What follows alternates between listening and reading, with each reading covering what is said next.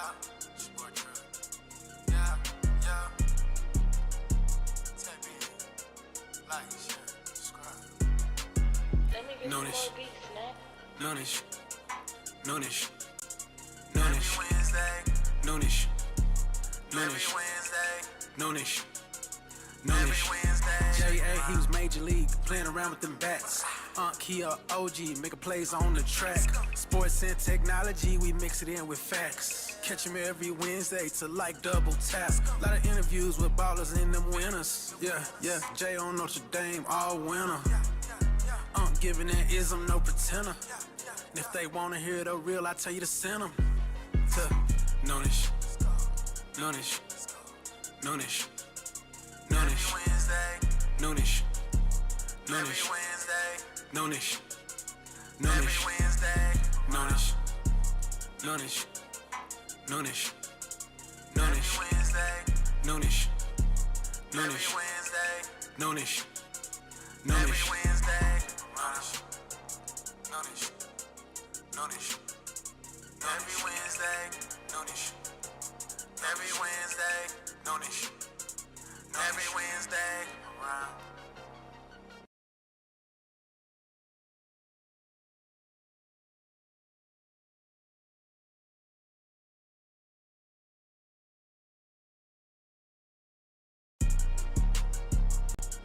Yes, sir. Oh, my goodness. Once again, we back, man. On a Wednesday night at 7, noonish at night. Yes, sir. Noonish Sports and Tech, man. Live right now. Hope you're watching. We're having a great time this evening.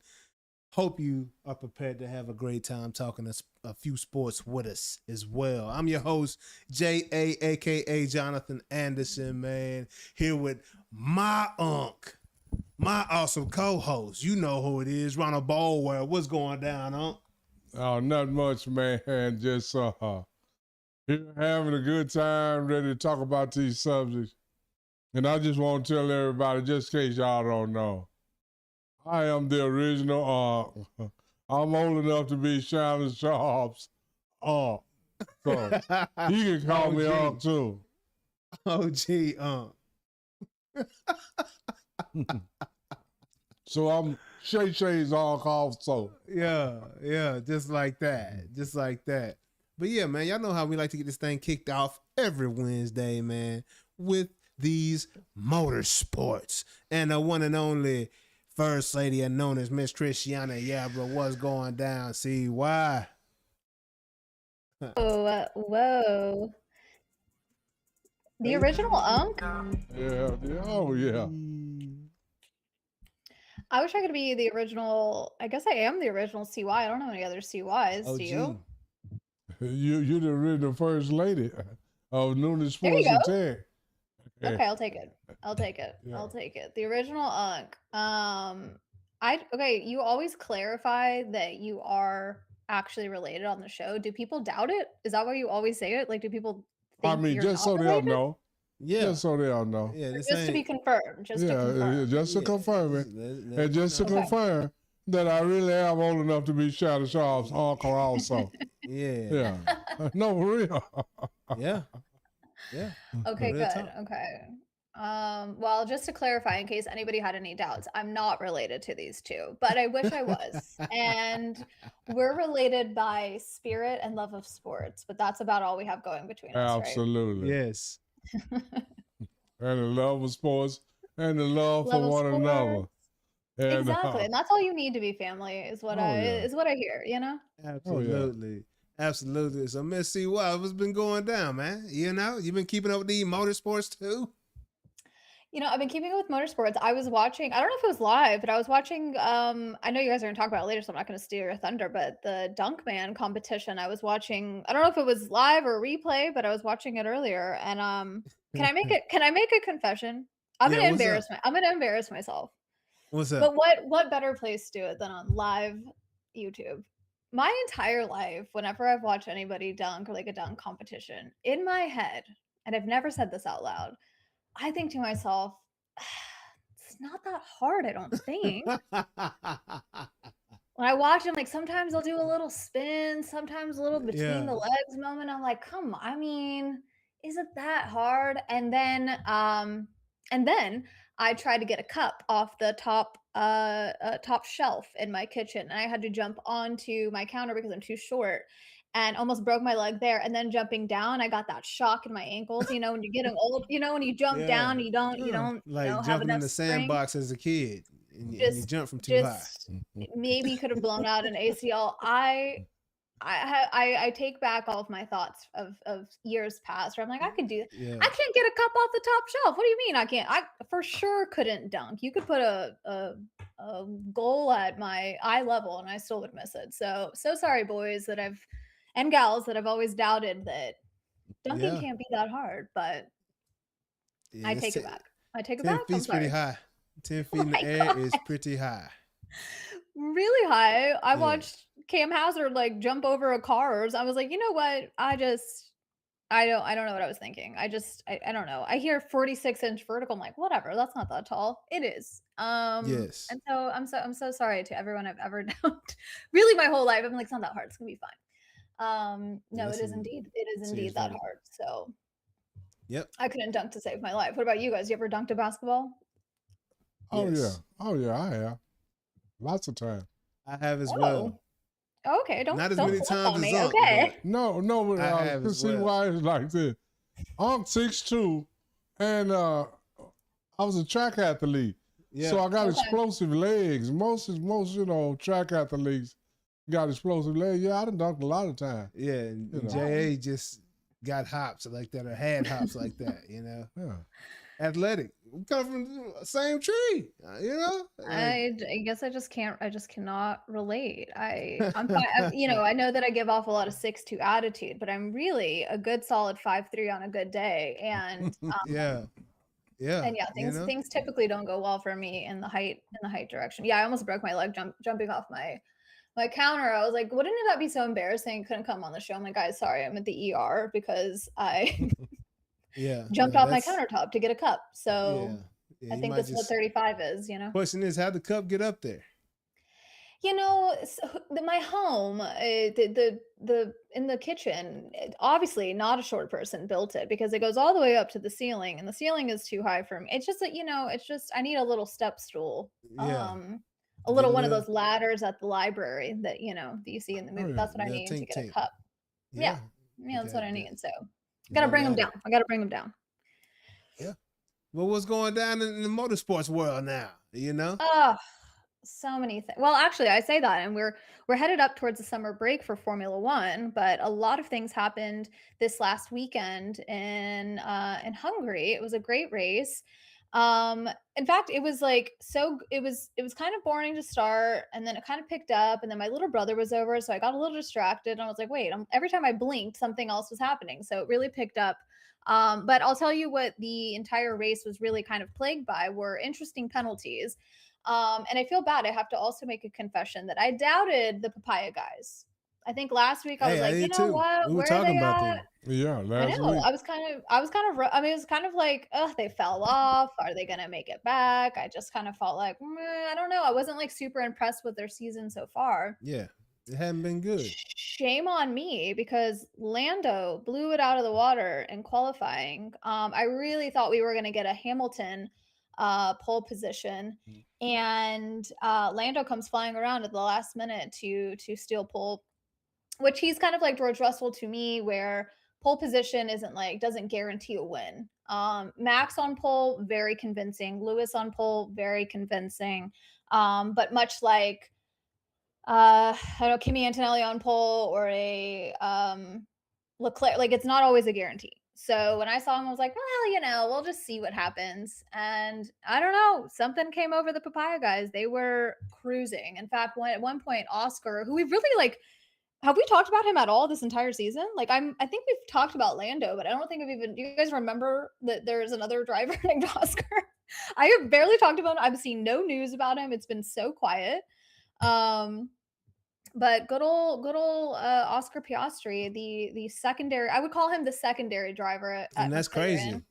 because we thought he was the better driver for a little while there. Last season, yeah, for a while he like looked like he was being favored. I think that was like where some of the frustration from Lando was coming from. So he's able to actually take over the entire race a lap or two in. And I was like, you know what? Here we go. Things are going well. This is going to be a big shakeup. Lewis and Kimi Antonelli were handed grid penalties at the start of the race because Lewis was in second on the grid to start. But after some penalties, he gets dropped back down. I think it was like 5 places. Which is kind of, I mean, it's pretty brutal. He started pretty far back compared to where he should have. And that was for impeding, actually, Oscar during qualifying. So when you're on a flying lap, they say like you're really maxing out your speed. You're really trying to get the fastest pace. People who are going slower or maybe not on that type of pace, they're not supposed to get in your way. And at one point, Lewis does kind of get into Oscar's way. And it was very clear. So like, when they did the interview after, like, hey, you're on, you're in second. He's like, I can't, he's not even celebrating because he knows he's going to get a penalty. Yeah. And Kimi had some issues too. I can't remember if he got a lap deleted or he had a same penalty, but so the grid is kind of shuffled at this point. Lando's on pole. Again, I don't think of that as a guarantee, especially with looking at Oscar's pace, but partially through the race, Oscar's car completely dies. I think he loses a gearbox. And this is just like classic, like McLaren bad luck. I feel they've had several things like this over the last several seasons where it looks really compelling and then they just drop off. But yeah, it was pretty interesting. Ultimately, Lewis is getting.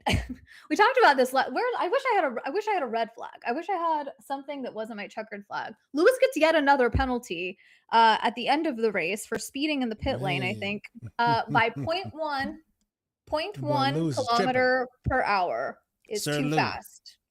Too fast in the pit lane. He gets a 5-second penalty. So that those seconds are added to the time, which puts him ultimately, I think, 1 place back. I think we had made up a position from Leclerc. So it was an interesting race. They have about a month off between now and the Netherlands. And I think that, I don't know, I can't believe I doubted the Papaya guys, but I think that this gave them a little boost that they need. Obviously, not Oscar, but Lando a little boost that he needed. And I'm interested to see how the summer break. I don't know what they'll come back with. I'll probably report on this leading up to the race in a couple of weeks of like what the upgrades look like, how they spent their time off. Because I really have no idea. They've had kind of a weird year already. They got that weird 5-week gap at the beginning, and now we're here for a full almost 4-week gap. So I don't know. Maybe Kim and Lewis will be doing some fun activities and he'll come back with some energy. Maybe Lando will be doing the same. I don't know. We'll see what happens. We'll see, man. Lando's got a long way to go, doesn't he? He does. Yeah, he is. He's not going. Sorry. We have to talk about this because every single time that Jonathan's like, hey, so what are the points? I don't have my notes up because I don't think y'all can remember every single person's points. And we were laughing before the show because I was panicked. So I was like, oh no, I accidentally closed every tab I had open to tell of my points. But yes, just so everybody knows, Lando in driver standings is in fifth place. He's got a long way to make up. Kimi Antonelli ends up making, before I move on too fast, he ends up making up some positions and ends up on the podium in Hungary. So he's still hanging out at 219 points. Lewis Hamilton is in second. He dropped a little bit further back and is at 169. But yeah, so Lando's got a lot of way to make up. But I still think we're really watching Kimi, Lewis. I would even put George in there as 3 who could continue to battle out to the end. Did you guys remember last season we went with nearly a 3-way? It wasn't exactly a tie, but it could have gone any way based on points towards the end. That was Max, Oscar, and Lando last year. Yeah. Yep. So we'll see. Max is doing better. Had a podium appearance. I think that like he's got I know he's pissed off all the time. I don't know. Like I think that he was used to winning. He hates these car upgrades. He's the one who like threatened he wouldn't want to drive. Yeah, he said it's like driving Mario Kart. Exactly. So like I don't know. Every interview I hear from him, he just seems pissed off. So I can't get a good read on like, does he really want to go somewhere else? Like, is he over Red Bull? What's going on? So nah, he's over Mario Kart. He's over, yeah, he's over the Mario Kart. Yeah. I will say though, they did add back a race that they'll race in Malaysia, I think in September, to make up some of the race time that they've lost from the. They're not gonna go back to the Middle East races because there's still an ongoing conflicts there. But Don't want to get blasted. we don't want to get Horrible. blasted, but because there were talks that maybe there was like when I say talks, I mean one tweet that I saw that was like, what if they go to Vegas twice and like do something in the US? And I just don't see that happening. But I was like, well, that'd be kind of fun. But anything later in the year would just get too cold in the desert. In for Vegas. sure. For sure. They had rain and all kinds of shit last year. So yeah, they're headed off to their summer break. Their summer vacation. So we'll see what happens when they come back. Last year, did they have a summer vacation? Yeah, they always do around this time. And the reason why it's feeling kind of funny is because they had that big gap at the beginning. Like that almost to me felt like the way I feel when I'm like waiting for the next race where I'm like, oh, I just wish there was Formula One and there's like 3 more weeks left. It was giving off very much the same energy. For sure. To me, because I was like, well, what do I have to look forward to on a Sunday anymore? Yep. Exactly. You know what I mean? Well, let the guys have their second break. Kind of like these kids at school these days. They're out of school all the time for no reason. Yeah. Do they even go? Yeah. Do people even? I don't have kids in school, so I have really no concept of time. But like, I remember the other day, I was like, wow, there's so many kids out, and they're like, school's still out. I'm like, oh my god, why again? Like it's summer break, and I was like, yeah. Even during the school year, though, they're out all the time. But yeah, there's always like a free admin day. I'm like, my teachers would have loved that. They were so sick of us. Exactly. There's so many, like a half day, 3 times a year. We get a half day on the Tuesday that lands on the summer solstice. I don't know. There's always something. Mental health breaks for these teachers. Yeah, they deserve it, not the kids. The kids don't need a break. We need to let the kids take a break. Exactly. No, the kids don't need no break. They need to be at the schoolhouse. All day, every day. In the summertime. You want to be at summer school. Oh man, summer school was the worst. I used to do it because I thought I was really trying to get ahead. God, nothing was worse than like waking up and your friends are like, we're on vacation, and like I gotta go to US politics. I took it in the middle of summer for no reason at all. I think I ended up quitting. You took it because like you didn't even get through it? I don't think I did. I don't remember finishing. I did some summer high school class. In college too, oh my god, I tried to do I knew I wanted to die during organic chemistry. It was like, well, what if I just do it in the summer? It's 4 weeks straight of wanting to kill myself. And I made it like one weekend. I was like, oh no, she's not built for this. I got to get out of here. I'd rather suffer the whole semester. It was so bad. It was so brutal. No, that is too funny. That's too funny. You know, but yeah. I get it. Kids go back to school, you know. Yeah. Get out these streets. Wait, when is it back to school? So I don't look stupid. Is it in a few weeks? Yeah, it's in a few weeks. Like second week of August or third week of August or something like that. But you know, it varies depending on what school you're going to. Yeah. But yeah, man. So should NASCAR leave Indy? Like, what's going down at the Brickyard? Oh my god, so much happened. This was fun. You guys have to watch a NASCAR race coming up because I feel like there's a shift. There's something happening here where like it's giving and I've been like I'll admittedly have not been a huge NASCAR fan my whole life. I was never really exposed to the sport at all as a child and definitely not like in high school or college or anything.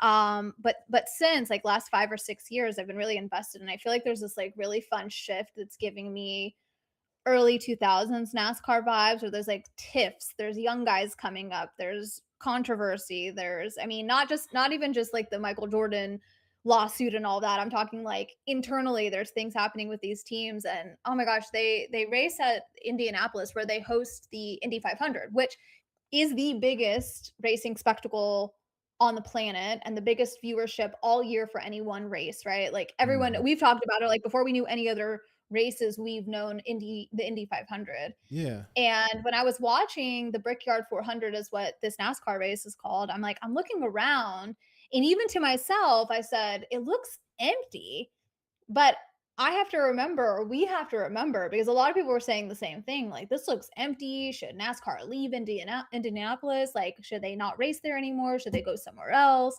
And we have to remember that place is set up to host the biggest race on the planet, which is the Indy 500. Yeah. In terms of like how many people are there on site, I think it has like over 6-figure capacity. So for 70,000, it's so crazy. I'm like, it just looks so empty. There's still 70,000 NASCAR fans in this space. Man. It's Yeah. still a fucking lot of people who are watching that's a this lot of race, people. but the way they're spread out made it look kind of sad. Like at some points they're out in it feels like they're pretty far away from like the starting line where they initially kind of kick off, where the flags are waved and stuff. And yeah, like admittedly in the grandstands out there, it looked kind of sad. But again, they're just kind of spread out. The more popular places that the start finish line were full. But I was trying to think, like, I don't, this trivia, guys, are we ready? I need something. Can I get a bell? Can I get a trivia, ding? right? Can I get You wanna get the something? horn? That's the Give me trivia a horn horn. too. That's my trivia horn. Thank you so much. I was thinking to myself, and this is when I say trivia, what I'm really meaning is I'm coming to you guys. You guys are my chat GPT. What other sports facilities or like stadiums have a 70,000 person capacity? Because to me, that would feel pretty fully like a large NFL stadium, and no one would call that a bad deal especially for NASCAR is not the NFL, right? Like, what are other facilities or stadiums that could fit 70,000 people and make it look super full? I could I just think of think football stadiums. that's all I could think of. I was like, what's baseball? What is baseball? The NFL probably don't have too many stadiums over 70,000. Yeah. Colleges That's what I couldn't think of any. I was like really struggling. I don't know. Ann Arbor, Michigan. Ohio State, Notre Dame. Notre Dame, USC in the Coliseum. Yeah. They got over 100,000. Yep. I'm sure probably LSU. Yep. I don't know about Alabama, but they got 80 or 90. Yeah, the large colleges is the only ones I can think of. Because a lot of the NFL teams is around 70, 75,000. Yeah. True. Yeah. True. Wait, okay, Jonathan, you're right. I just did a quick Google, and there's a stadium. Oh my God, this is okay. There's a stadium in India that's 132,000 people. God, there's another first of all, in North Korea, please don't shut us down, 113,000. And then the next, which makes you the closest, Jonathan, is Ann Arbor. Yeah, 107,000 fans can fit at the Michigan Stadium. Yeah, I wonder what they're playing in Korea. I'm surprised China don't have one, but they don't have no sport that they really behind like that. Or we just don't have the numbers. Or we wouldn't know. Yeah. Or they're being censored. Yeah. Well, I don't know. North Korea's up there, so I'm like, Yeah. Yeah. I'm trying India makes sense because of cricket, but I don't know. 70,000 is still a freaking ton of people. Oh yeah, and just imagine them being spread out at Ann Arbor, right? It'll look less full. But yeah, there were talks about that, and then there was a little bit of controversy. Two things happened. One of the other races, not the big cup race on Sunday, there was another race where the driver who won did a burnout on the bricks, which is like a big no-no. Like it's like an unspoken rule. Actually, no, it's a spoken rule. When you win a race, you don't go and do a burnout because the bricks are different. You have to take care of them. Yeah. And Dale Earnhardt Jr. is a co-owner of this team of the driver that won, and he had to do a formal apology to Indy because they were like, so sorry about that. I thought it was so funny. This kid's name's Carson. It was his first win in the O'Reilly series, and like, can you imagine though, like being so stoked, and you're like, I got this, like I gotta go celebrate.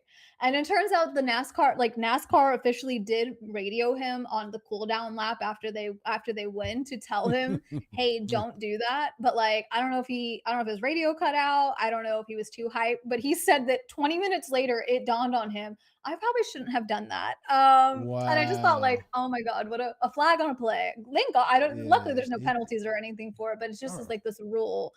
But like, I don't know. What are you supposed to do?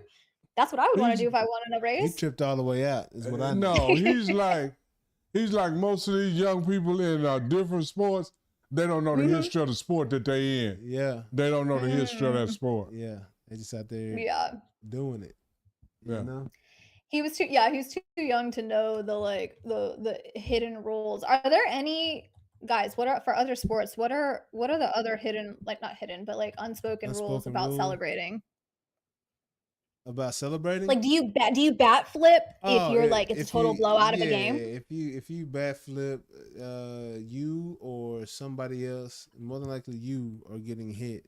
And if not you, the next time you're up, the guy after you is getting hit with a baseball.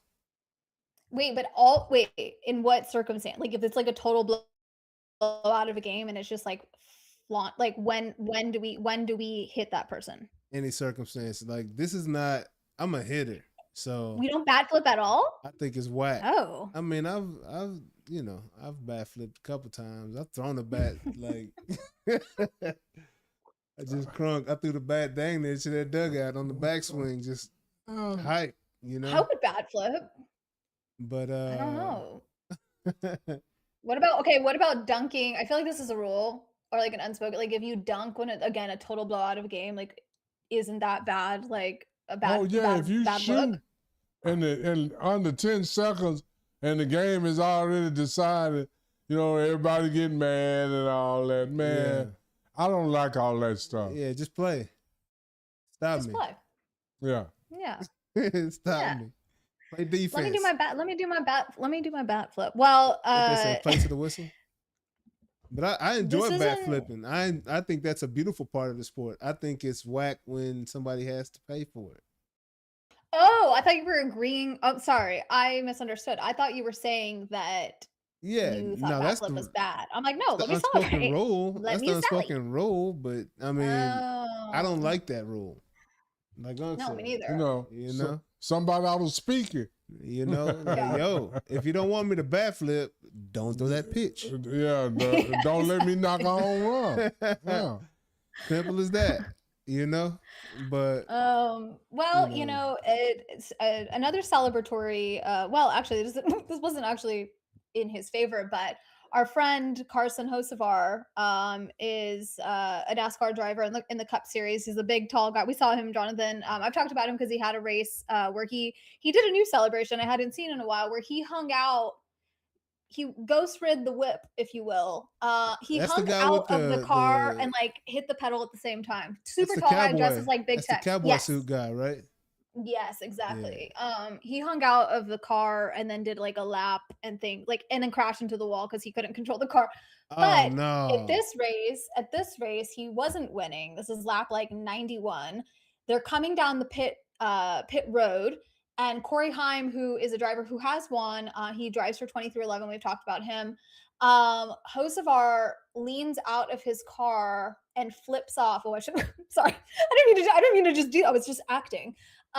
He flips off Corey Heim as they're passing each other, and I thought it was so funny because he's just like he's a rowdy boy. He gives me you guys wouldn't remember Kevin Magnussen from Formula One, but he's another guy that like literally had so many penalties against him. He had to sit out a race or something because he just was always in trouble.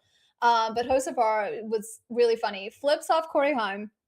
And then at the end, he was like, well, I was just giving him the number 1 to show him he was going to win first place. And I thought that was so funny. I was like, oh my God. He said it was just a prediction that Corey Heim was going to win first place. I'm a fan. I wanted to wave. He's number 1. And I just thought that was so funny. They asked Corey Heim if he saw it. Because you imagine, like, what would you, if you're just driving, just imagine, this is me driving on 635. If someone flipped me off, I don't care what's happening. I've got road rage. I'm upset. I'm bothered.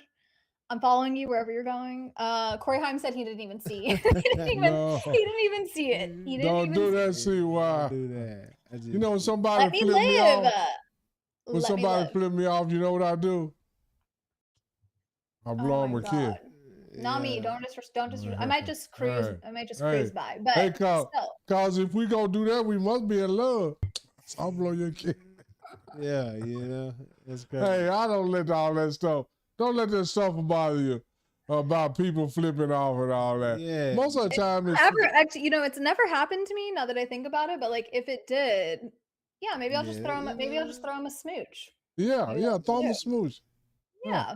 That'll make them even more mad. What's wrong with you?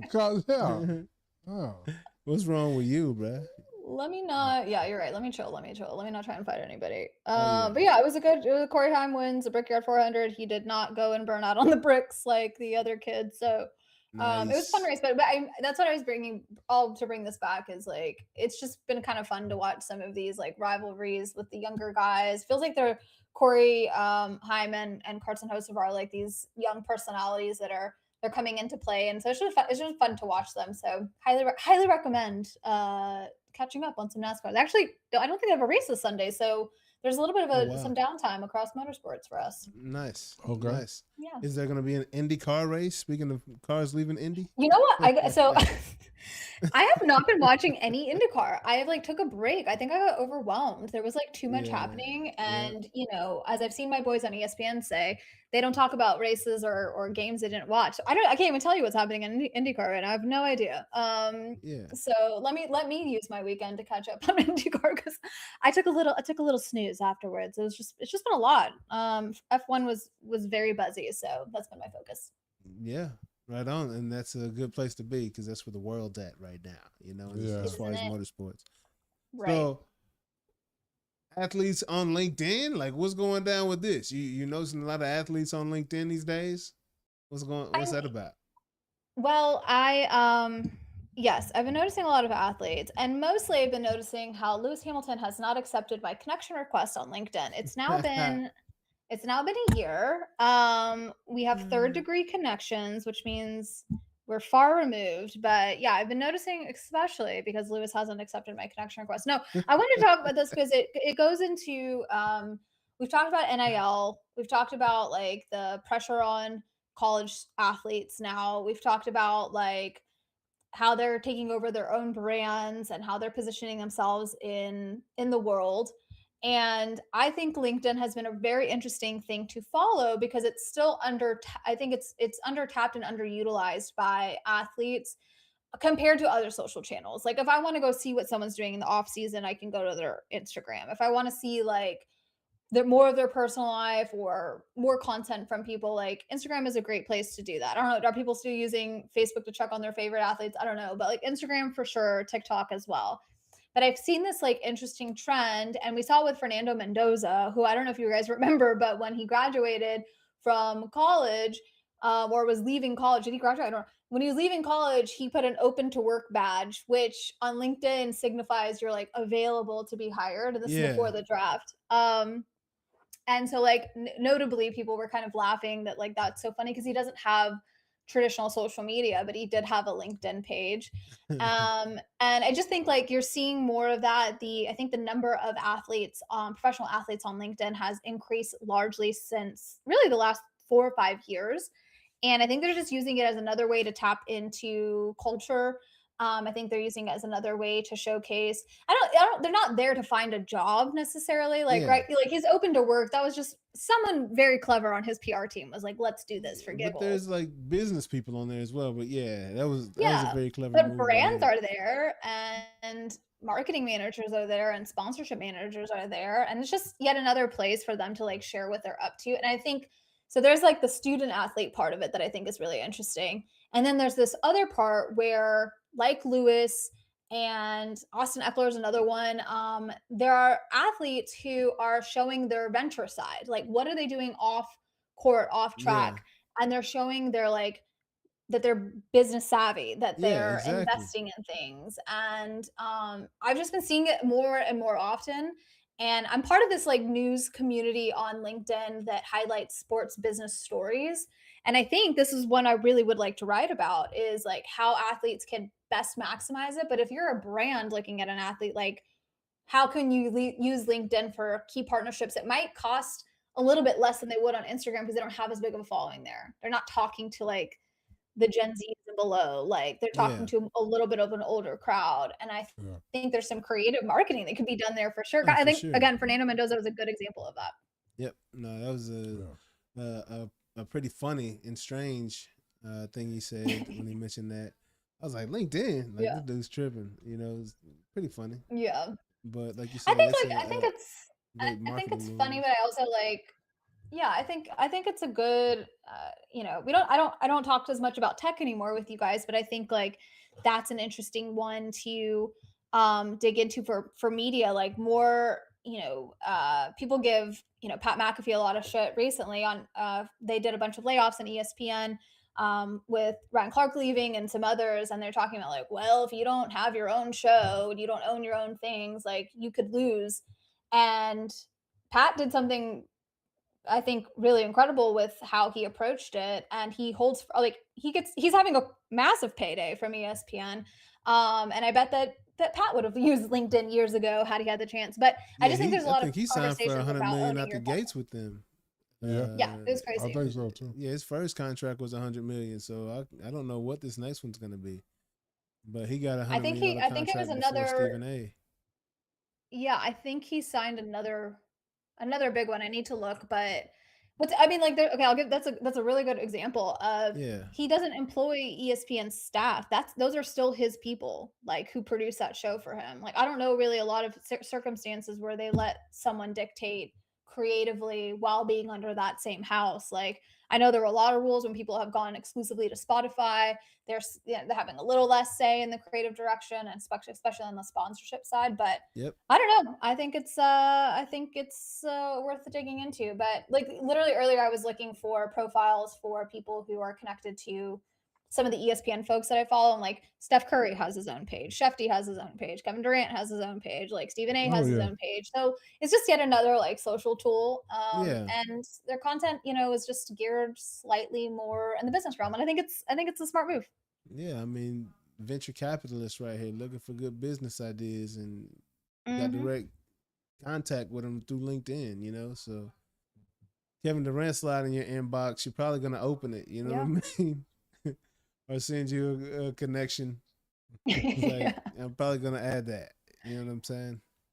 I mean, I'm trying to think if I don't know if I have any really good, strong athlete connections on LinkedIn until Lewis accepts mine. But I think it's growing. I think it's worth paying attention to. And I saw Shams did some breaking news the other day on LinkedIn before he went anywhere else with it from ESPN. So I was like, well, I mean, maybe it's just growing as another place for the sports business realm, certainly. But yeah. That's dope. That's dope. Well, I'm glad that is it? I feel like you're really underwhelmed by this LinkedIn news. No, I think it's dope. Like, because it's not really a place, typically athletes on this type of platform at all. But I like the fact that there's more athletes thinking about the other side and, outside of the sport world. You know what I'm saying? Because it's a lot different once you take that jersey off, right? So if you have, connections and opportunities outside of sports, like, why not? And LinkedIn is the perfect platform to kind of, pick and choose the kind of things you want to tap into, because it's a really good algorithm on there. Yeah. I think, did we meet there? No, I think we met on Instagram. I think you interviewed somebody that I knew from LinkedIn though. Yep. I think that's how we ultimately got connected. Look at us just connecting, linking in. Connect gang. Just linking in with each other. Yeah. Well, I think you guys have very important things to talk about. Where were you when you got the news about LeBron? Because I missed it. I don't know how I missed it. I don't know what I was doing, but I didn't see the first breaking news. But I know you guys have plenty to talk about, so I'll let you go because I got pasta waiting for me. So I got a blast. I got to get out of here. Hey, Missy, I appreciate that. Had a lot of fun. Week. Yes, sir. That's the one on the Miss Christiana. Yeah, for the first lady of Noonish, what's going down? We'll see you next week, CY. Love y'all. Bye. You too. Noonish. Noonish. Noonish. Noonish. Noonish. Noonish. Everywhere y'all hear that trip to goals. That's trip to goals. Trip to Ghost in the building? On that. No, on I'm talking that's trip to goals on the song. On that beat. Yeah, and before we get started, J.A., if anybody is on any platform, get in the chat. Yeah, chat with us. We'll chat back. You know what it is. This is an interactive experience around here. And if we talking about something, you can throw in your 2 cents and we'll talk about it. And if we are not talking about something, throw in a good subject and we'll talk about that too. Yep. Exactly. But yeah, man, we're just getting set up for the rest of the sports, man. Just got to get things aligned and together real quick. And if you haven't subscribed to the show, go ahead and hit that subscription button, that like button, that notification bell, and then share it with somebody else that like a little sports and technology. You know, because we finna dive into these subjects. And we're going down one by one, on to the next one. First things first, second things second. Exactly. You know what it is, man. Yeah. And like Uncle said, we about to dive on in. Starting with Dunk Man. Have you seen any of this? Oh, yeah. Man, these boys getting up and doing some crazy stuff. Yeah, what have I been telling you? If you really want to see some dogs, go get these dudes out of the recreation center. Yeah. Go get these dudes that ain't got nothing to do all day but dunk. Yeah. They go play that's what we got going on right now. Yeah, absolutely. Then you'll go see something you ain't never seen before.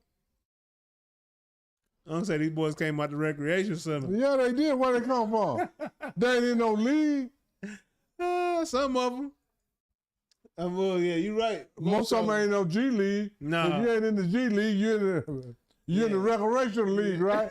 Where they play recreation league at the recreation center? Playing Euro.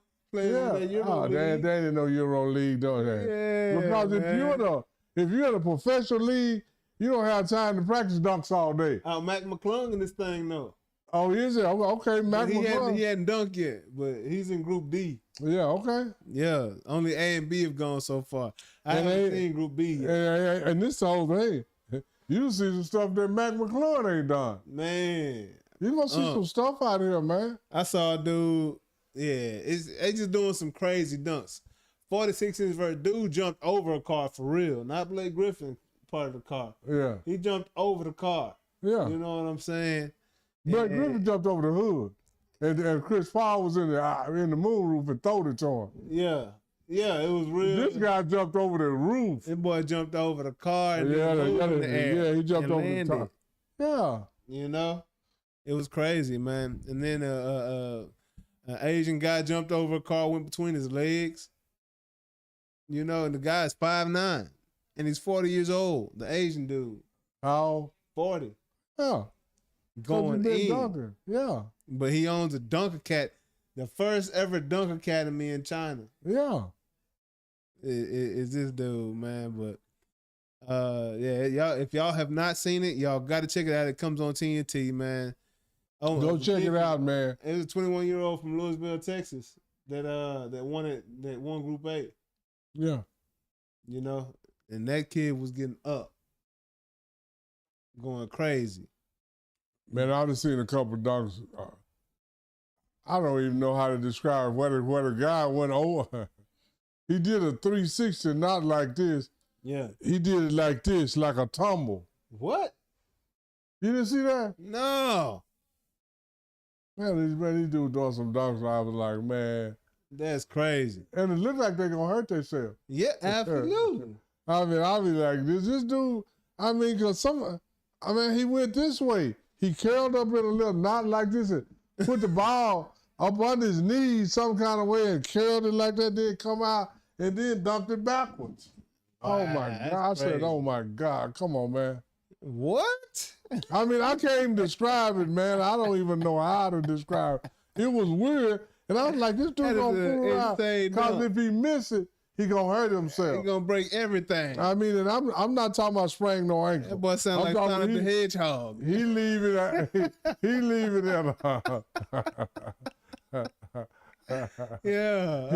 with a paramedic. I'm going to say it like that. If he miss, he going to leave with a paramedic. Yeah, that's some wild dunks, man. And I kind of expected it to be like this. Yeah. Yeah. Well, like I said, if y'all haven't seen it, you got to check it out. Go check it out, man. Go check it out. It's wild. Moving along. My boy got an OWI. That boy number 9. What's OWI, J.A.? Tony Romo. What does OWI mean? It's Operation While Intoxicated. He was operating the vehicle while he was intoxicated. Oh, okay. I didn't know. Man, if you see the video, it just... I didn't think anything was wrong with Romo. You ain't a police officer, Jay. I didn't think nothing was wrong with Tyrese Hill. Yeah. But they can't come throw him. Man, Hey. yeah. Like, I don't understand. Like, just from what I watched, it was a bit much. What if she smelled alcohol on him, Jay? She could have smelled it.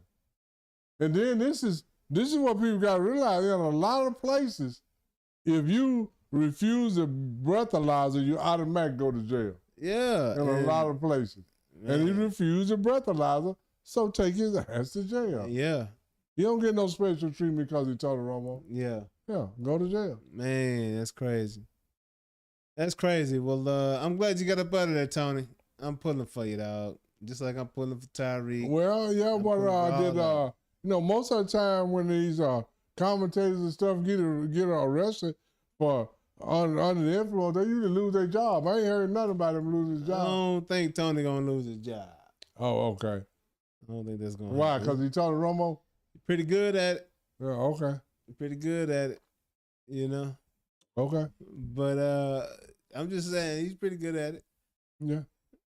Oh, did you see that Tim Zoo and Earl Spence fight? I didn't see the whole fight. I saw enough to make me want to cry. Man. I'm serious, man. I told you when Earl fought, I said, Earl don't ever need to fight again. Yeah, and the part of the fight I saw, Earl looked like he had no business in a professional. The only thing Earl looked like he need to be doing is hitting a bag that is not hitting back. You said it looked like made you want to cry? Yeah. I felt sad for Earl, man. Yeah. I felt sad for him. He didn't look like he knew what he was doing. Well, his first fight without Derek after 3-year layoff. Derek is just not that good of a trainer where a guy look like he don't know nothing he's doing. He's been training him for 17 years, huh? Okay, so he didn't learn nothing on his own. Earl looked like he had Earl didn't even look like he knew how to fight amateur. Yeah. Earl just looked at bad, man. Yeah, he was throwing some punches and his foot was like... The feet were in the wrong place. And, yeah, it just... and he was off balance just like he was against Turner. I mean, it's more... Some of this stuff I felt like Tim Zoo held back. I feel like Tim Zoo could have really hurt her. I do too. And I don't know if that accident or something took something out of Earl. Man. But he just haven't been the same, man. The last couple of fights, just ain't been right. I felt sorry for Earl. Yeah. I felt sorry for him, man. Last couple of fights have not been right. But, man, he got that bread, though. He got paid for it. Yeah. You know? And I just don't want him to end up sitting around somewhere shaking and can't talk. Yeah. I mean, he had a great career, huh? Earl had a great career. You know what I'm saying? He got 3 belts. There's a lot of people that don't get one. Yeah. You know? And for a long time, he was undefeated. Yeah. His last 2 is just... Those are his only losses. Let me say it like this. Bad losses. Let me say it like this. Because he's had a great career, that don't mean he's a great fighter. Oh, for sure. Yeah, I'm going to say it like that. For sure. Because I don't rank Earl nowhere near up there with the greats. I don't. No Roy? That's just my... No Floyd? No Sugar Ray, no Hearn, no Hagler, no Roberto Duran, no Manny Pacquiao. No Terrence Crawford. I don't even know if he in there with Boots Ennis anymore. Man. And that ain't nothing against you, Boots. Yeah, them last 2 were bad, but before that, Earl was a beast. Now he did some bad man stuff. Now he went overseas, went over to England and made the champ take a knee and give up his belt. Oh yeah, he surrendered his belt. Oh yeah, took a knee. Yeah. I mean, I'm just saying, this is just my opinion. Yeah. That don't make it right. Yeah. That just make it my opinion. Yeah, for sure. Earl is a darn good fighter, but I don't rank him up there with the greats. I just don't. Yeah, no, I got it. I understand, huh? But yeah, I agree as well, because he had a chance to be great, but Crawford came out the great one. Yeah. Absolutely. You know, If he'd have beat Crawford and did something else after that, now that changed his whole. But since he didn't, and we're on to the next one. Yep. And moving along. And this one right here, the whole fight wasn't but what, 5 minutes? Man, this fight was crazy, huh? Yeah. Anthony Joshua got knocked down in the first 20 seconds of the fight. Took an uppercut. It seemed like it was a kind of a dirty shot. Like old buddy was holding his head down and hit him with an uppercut while he's holding his head down. You know what I'm saying? And AJ went straight to it. Well, hit the canvas. The only reason that somebody can hit you with a dirty shot like that is because you're not that good. Man, you wouldn't have never hit no George Foreman, no Muhammad Ali and all them with that. Wouldn't have hit no Mike Tyson with no shot like that because you're not mobile enough and all that. So I ain't gonna even say it was a dirty shot. It was a shot that he took, and he went down. Yeah. And then he took another one, and he went down. Then he got up, and then he KO'd the guy. Yeah. Exactly. You know, and that's that's just and it's another underwhelming heavyweight fight. That's another underwhelming. I wasn't. I don't know how to feel about that. You know, if I'm Tyson Fury, I'm licking my chops. You know, they want this Tyson Fury fight, and it's just like, man, it look like I don't know if his chin is weak. I don't know what it is, but, you know, Dubois had him goofy armed, and then we don't even know who this guy is, and he got knocked down twice now. He came back and brutalized the man. The knockout was disgusting. My boy was through the ropes almost, you know? So Tyson Fury is licking his chops for what? For AJ. He ain't gonna do, man, I'm not that impressed with Tyson Fury. Tyson Fury. Man, I think this is a down period in heavyweight boxing. Tyson Fury is a very unconventional boxer. You know what I'm saying? I didn't like him at first. That's a way of saying he can't box worth a damn. That's a basic. And if Tyson Fury would have came along and lived a few years long, everybody would have whooped his ass. I'm not impressed with Tyson Fury. They call it unconventional. I call it he can't box. That's what I call it. Tyson is pretty, you know, he's 6'7"? Got reach, and he's quick for his size, huh? You know, he's quick for his size. And he's quick for his size, but is he quick, period? He's pretty quick. He's pretty quick for a 6'7" dude. Like he throw in heavyweight fights, he's usually got the quickest hands. I mean, just me thinking. I don't think that Tyson Fury could beat Lennox Lewis. I don't think he could beat Mike Tyson. I don't even think a young Evander Holyfield. And then if you start wanting to throw George Foreman and all them out, I'm just saying that he's good for his time. But I don't think he's going to ever be up there with the upper echelon. Oh, yeah. No doubt. I agree with you. Yeah. I agree with you on that. That's all I'm saying. Usyk could, though. No, Usyk can. I think Usyk better than he is. But Usyk ain't no. I mean, he undefeated him. And,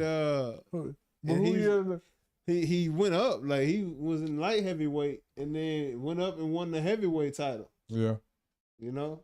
So did Holyfield. And I don't think he's in the whole. I mean, these guys, none of these guys, I think if they had to go through that kind of gauntlet, they would get brutalized. Well, he can only fight who in front of him. Yeah. Hold that same of this era, like absolutely. Just like LeBron, he can only play who in front of him, right? Yeah. No, but Usyk is only, he's not one of them. Yeah. He ain't no AJ. He ain't no Wilder. He ain't no, as far as size is concerned, Usyk like 6'1". If that, and he just, he's a great boxer. How tall Mike Tyson? Like 5'11" or something. Okay, well, size don't matter when you can fight. Yeah, but that's two different fighters, though. Exactly, that's what I'm talking about. Yeah. None of these guys, to me, that don't make me right. That just make my opinion. These right now, the heavyweight is down. Yeah. And been down for a while. We don't have no dynamic heavyweight fighters. To me, that's just my opinion. Now, we talk about him getting knocked down, but his knockout, like I said, Who knocked AJ's. The man got the most kind of cold knockouts. And he got some crazy knockouts, but AJ is right behind him. Yeah. Not more, because he actually got legs to put into it. Yeah. You know what I'm saying? But they ain't crazy as Mike Tyson. No. And the Shavers. They not crazy as them kind of that. No. Yeah, that's all I'm saying. Mike Tyson was like a snake. He was springy. When you have seen certain things, like bouncing up into it. That's why it's so hard to impress, Jay, because I done seen a lot, man. Yeah. I done seen a lot. I've been around a long time. I done seen a lot. So all this stuff, I'm measuring this against something that I've already seen before. For sure. Yeah. For sure. Well done, AJ. Way to get it. Yeah, well done. I'm glad you won. And I hope if him and Tyson Fury fight, I hope he knocked Tyson Fury out too. Yeah. Yeah. Yeah. So moving along. Them Philadelphia 76ers. Before since we're gonna talk about basketball, let me throw this in. What's that? What you got, huh? No, Karl Malone got his own cigar, man. Was it for real? Yeah, I got a couple of them. Are they pretty smooth? I haven't smoked one yet. For real? Yeah, my neighbor that played with Karl Malone, NBA Slim. Then they call him that because he trained a lot of NBA players and different stuff. So he went down to Ruston and he stopped by. La Tech? Yeah, Karl. Yeah. Well, he played with Karl Malone. At La Tech? Yeah, and then he trained with Karl Malone. But yeah, he went down there and Karl Malone got a cigar lounge and all that. So he brought a box of cigars and shared a few with me. Yeah. Yeah, we'll smoke one day. Yeah, But before we get into LeBron James, I just want to throw that in, because, boy, I like Karl Malone. Yep. And all that extracurricular stuff that's on Karl Malone, what people got to realize is that this don't make it right, but a lot of that stuff is cultural. Go through Louisiana, Arkansas, Tennessee, and all that Elvis Presley, and you see some of that. Yeah. So, but that's a whole nother story. We've been talking about LeBron James going to Philly. That's crazy. And, that's crazy. Yeah. So LeBron James going to Philly, I kind of. That's why I would say that was his best. That's his best chance to win to me. Man, that's crazy. And then everybody is saying that he ring chasing. Absolutely. So who had a ring that he went to chase and go get with? D-Wade. That was 3 years prior. And then 2 of those 3 years, D-Wade didn't even make the playoffs. So let's talk about something else. Yeah. Then everybody say D-Wade taught him how to win, but D-Wade couldn't even win by himself. Yeah, no doubt. So I don't know. And then once he left, why D-Wade didn't get no more ring? Because he left. It don't seem like he chasing the ring. Seems like the rings following him where he go. Yeah. Rings following to Miami. He left. Miami get no more rings. Yeah, he went back to Cleveland. I haven't heard the ring chasing as much as I heard. We're going to talk about it later. I don't want to get into it. Just yet. We're going to talk about it in just a little bit. You know what I'm saying? But I think it's crazy to the fact that he only signed for $8 million, Like, he truly just want to go win. What else? He a bid. He close to $1 billion. Yeah. I mean, what else is it for him to do? You want another $100 million? Now you're a $1.1 billion. Come on, man. What else is it left for him to do but try to win? I don't really hear too much about Philly. I heard a little bit about Philadelphia, but I heard it's a beautiful place, though. I don't know where you heard that. I don't know where you heard that. Downtown, it ain't? Oh, yeah, downtown is. That's about it. I mean, Philly, let me say it like this. People that's got money, every place in the world is good for them. Yeah. No, I'm just being honest. Every place in the world good for folks got money. Yeah. Philly ain't bad, and this is the whole thing about, and everybody saying, Tyrese Maxey and what's it, Edgewood and Jaylen Brown. And say, man, if these guys, I'm going to say it just like this. If these guys can't play with LeBron James, they don't know how to play basketball. Oh, yeah. That's all I'm going to say. It's not LeBron, it's them. Yeah. Yeah, bro. Yeah. Man, I don't know. No. Man, it's certain players. If you can't play with Magic Johnson, you don't know how to play basketball. He going to give you the ball when you open. What else do you want? Man. And he going to help get you open because he going to draw 2 people to him. Yeah. And then he going to give you a good open shot. If you're a decent player, who the hell don't want an open shot? Man. And man, Magic Johnson Yeah, so I don't know what people be talking about, chasing rings, whatever, but LeBron going to Philly, I think that's his best chance to win a chip. Because like I say, that now you don't need no 70 games, 80 games from Joel Embiid. You're about 50. Yeah, no, they got a very good chance of winning with him up there, man. LeBron, like you say, anywhere he goes is going to be impacted.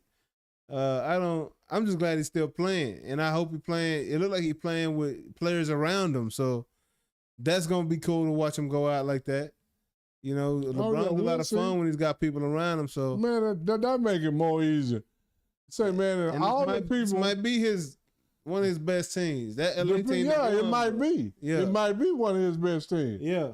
So we gonna see, man. We never penalized Magic for playing with Kareem and James Worthy and Byron Scott. Yeah. And then they had Bob McAdoo, a MVP and a scoring champion on the bench. Yeah. We never criticized him for that. Yeah. We never criticized Larry Bird for playing with 4 other 50 people on the 50 greatest league. DJ, Parrish. We never criticized him. DJ was a Finals MVP. Then they got Bill Walton coming off the bench. He was a Finals MVP. Yeah. Then they got Nate Archibald. He was an MVP and a scoring champion and an assist leader all in the same year. So we never criticized them for having super teams or having a stacked team. It's just now that the players are stacking the team rather than the management is stacking the team. And you got a problem with that. And there's more teams that has kind of diluted the talent. So if you get 4 or 5 good players, but back in the day, you needed 6 or 7, man. Yeah. I'm just telling you. Yeah. Because that's why Michael Jordan couldn't do nothing in the 80s. He had 2 or 3 good players. Boston, Detroit, and LA had 6 or 7 good players. That's why he couldn't get past them in the 80s. Man. And then once he got all the good, better players than everybody else in the 90s, then that's when he won. Because everybody that has won the championship team was more stacked than the team they beat. Yeah. Because Chicago was more stacked than Phoenix. Yep. They was more stacked than Portland. Yeah. They was more stacked than Utah. Yeah. So I don't know what people talking about. You know, people got to talk about some. That's why we got a show. Mm-hmm. And LeBron is the most subject to talk about if you want to get some clicks and likes and all that. So did you hear about the president of the 76ers ties to LeBron James? Mike Gansey is the president of the Philadelphia 76ers. He used to be with the Golden State Warriors, right? I'm not sure. Somebody with Philly used to be with the Golden State Warriors. Yeah. I don't know if it's the general manager or who. Somebody used to be with the Golden State Warriors, and they're doing the same thing with Philadelphia. Golden State was stacked when they won. Oh, yeah. They had Andre Iguodala on the bench. At least he was an all-star. Oh, yeah. They had Cliff Livingston. They had Klay Thompson. They had Steph Curry. They had Draymond Green. Yep. And then 1 or 2 of them years, they had Boogie Cousins. They had David Lee. Yep. David Lee was a nice dude. So, man, all these teams been stacked. Oh, yeah. And then when they went and got KD, you know, when they all kissed and made up, because none of them could beat LeBron by themselves, so they teamed up together. Yeah. Yeah. Yeah. Well, this guy, Mike Gansey, was came up number 2 in Mr. Ohio the year that LeBron James won Mr. Ohio. Oh, they've been kicking it since high school. Yeah. I thought that was real cool. So if I'm gonna kick it with somebody, let me go kick it with somebody I've been knowing. Yeah, man. Hey, y'all got Tyrese, Maxey, Edgewood, Jaylen Brown. Edgecombe. Yeah, man. They got a squad up there, man. Yeah. And you didn't even talk about Embiid, who is arguably the best big man in the league. And that's he just got a lot better. Because they need less from him now. Absolutely. So last year in the playoffs, did Boston win that series or did Philadelphia win that series? Philly. Philly beat Boston in that series? Oh, that was in the first round. Yeah. And then Philly lost the next round. To New York. Yeah, because, everybody say LeBron ring chaser, but Philly ain't won no ring in 3 years. Yeah. Oh, for sure. I don't know what they're talking about. For sure. They ain't even been to the Eastern Conference Finals in 23 or something like that. Yeah, that's a fact. So I don't know what ring he chased. And if they win a ring, it's going to be just like in all other places, the rain followed him there. Not he chased the rain. The rain followed him there. Yeah. And he back to number 23. And his jersey, you got to wait to get to the next go-round because that mug already sold out. What, didn't he wear 23 last year? He wore 6. Last year? I believe so. No, I thought he was 23 with the Was Lakers. 23? Yeah, he was 23 last year. Yeah, he wore 23 last year. He wore 6 in when he first got there. When he was with the Heat. And I don't know why he took 6 because Bill Russell is 6. Him and Dr. J is the 6s. Yeah. And that's a hell of a number, too. That's why he couldn't get 6 because Dr. J's is retired. Retired, yeah. So, back to 2-3. You know what I'm saying? Absolutely. Sold out. Man, it's going down in Philly right now. They say his economic value is through the roof. Yeah. How much is expected to bring to Philadelphia, man? So, and this the whole thing. Some of them jersey sales, don't some of that money go to him? Yeah, absolutely. Okay, so he already made up that $8 million right there. But his economic value in the city is like between like 240 and 500,000 or 500 million or something. Yeah, like already. His impact. Yeah. It's like, God dang. So he gonna make that money back, man. Yeah, no, Philadelphia's a big media market. Hey, if he don't do nothing, he ain't got to make nothing back. They only paid him $8 million. Yeah, but now he number one in jersey sales just like Oh yeah. So he already recouped. You know, he signed for less, but he already made some of that money back that he was. And when you talking about jersey sales, you know, LeBron that led the league in jersey sales more years than anybody. Oh, I believe it. Yeah, absolutely. I believe it. So that 1 or 2 years Steph Curry led, that ain't shit. I mean, you know, LeBron done played for 90 years. Hey, but let me tell you, just like points, he gonna sell more because he been around longer. No, I'm saying per year. I ain't talking about total. Per year. I said in individual years, LeBron has led jersey sales more than anybody. Yeah, for sure. Absolutely. That's a fact. That is correct. But word on the street that there will be no LBJ and Bronny James reunion in Philly. No. Is Bronny still on the Lakers? Yeah. Is he gonna play? I don't know. We'll see. Well, he just signed a contract for 2 something. Did he? Per year. This off season? Yeah. Oh, that's dope. That boy Bronny. Yeah. Was that, you think that was to try to persuade LeBron to come back? Nah. Or you the think Lakers don't. And then everybody said LeBron left the Lakers. The Lakers didn't want LeBron, man. Yeah, I think so too. But you think they didn't want it. You think they wanted Bronny? Not that LeBron gone, but they just guaranteed him some money. Yeah. Yeah. Man, I hope he plays, man. I would love to see Bronny. Yeah, because I think Bronny can. Young buck. Hey, I'm going to say it like that. I think Bronny good as Patrick Beverly. I'm going to stick with that one. Trip to Ghost in the building. Trip What's going down, Trip? What Trip say? What do you say? Noonish. Do we think Philly gonna win? They got a good chance of anybody. I'm not gonna say that. You know, we gotta play the games, but in the East, they ain't settled the clothing. Was good. Philly a rough city. Yeah. Oh yeah. Rough. Yeah. Oh yeah. Philly rough. That's why. While ago you said Philly is a beautiful place. I say downtown. Well, you know, yeah, like downtown, like daytime sightseeing. Say, man. Hey, man, to me, yeah, this is my beautiful city. Oh yeah, what was that? Phoenix, Arizona is a beautiful city. Yeah, Philly ain't nothing like that. Nah. Dallas, Texas is a beautiful city. Yeah. Atlanta, Georgia is a beautiful city. Yeah. These old, hey, the East Coast, Chicago, Philadelphia, they're not beautiful like that. Chicago beautiful now. On the Miracle Mile. On the Miracle Mile. Downtown. Yeah.